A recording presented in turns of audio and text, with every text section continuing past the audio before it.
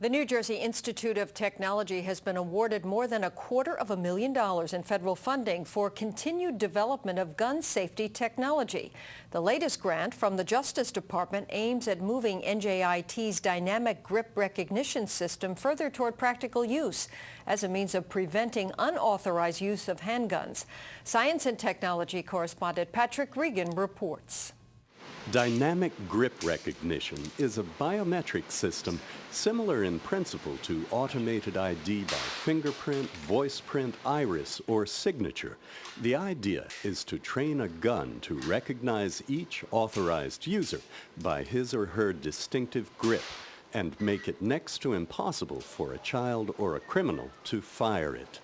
Key elements of the current research prototype are a sensor-laden pistol grip, an onboard, energy-efficient microprocessor that's tough enough to survive thousands of rounds of shooting, and some very smart software. Based on our statistical analysis, we find that when people are shooting, they have a very unique signature of pressure pattern over time.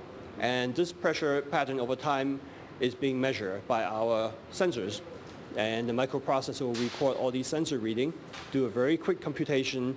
In a matter of a split of a millisecond, it will determine whether this is an authorized user or not the authorized user. But that, in a sense, is an on-off switch that then has to activate something. And it was always our expectation that commercial partners would finish the job. That hasn't materialized. So we're going to use the money to take and invest in developing the proof of concept to actually show that we can stop the gun from firing using DGR. This next step takes the already multidisciplinary team into new territory. Rapidly disabling a conventional firing mechanism is a tough challenge in itself. That is one of the directions that we're considering. The second would be a technology called electrical ignition. Experiments and live fire testing have addressed many practical objections raised by skeptics. The next phase of development is expected to remove financial obstacles to market introduction. We take that off the table. The government has paid for it. It becomes something that becomes available only for the cost of manufacturing, and it's safety. This is not about control. This is about improved safety.